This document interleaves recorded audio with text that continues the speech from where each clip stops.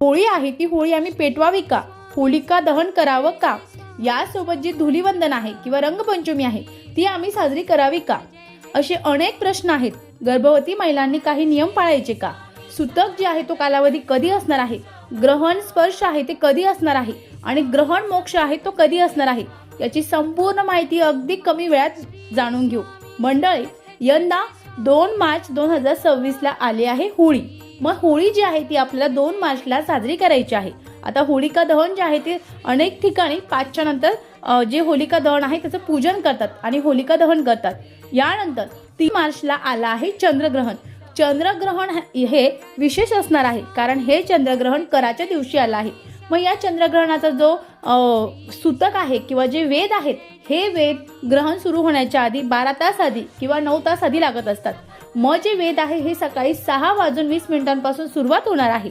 त्यानंतर जे ग्रहण आहे ते दुपारी 3:20 सुरू होणार आहे आणि ग्रहणाची मुक्ती आहे ती संध्याकाळी 6:47 असणार आहे. भारतात हे ग्रहण 3 मार्चला संध्याकाळी 5:59 दिसणार आहे. मग या जे कालावधी आहे या कालावधीमध्ये आपल्याला विशेष काळजी घ्यायची आहे. बघा, गर्भवती महिला असेल, वृद्ध आपल्या घरातील व्यक्ती असेल किंवा आपल्या घरातील छोटे बालकं असतील, मग यांनी जे वेद आहे ते वेद काळामध्ये सर्वजण सांगतात की गर्भवती महिलांनी विशेष काळजी घ्यावी. झोपू नये, धारदार वस्तूने कापू नये, चिरू नये, भांडे घासू नये, पायाला आडी मारू नये.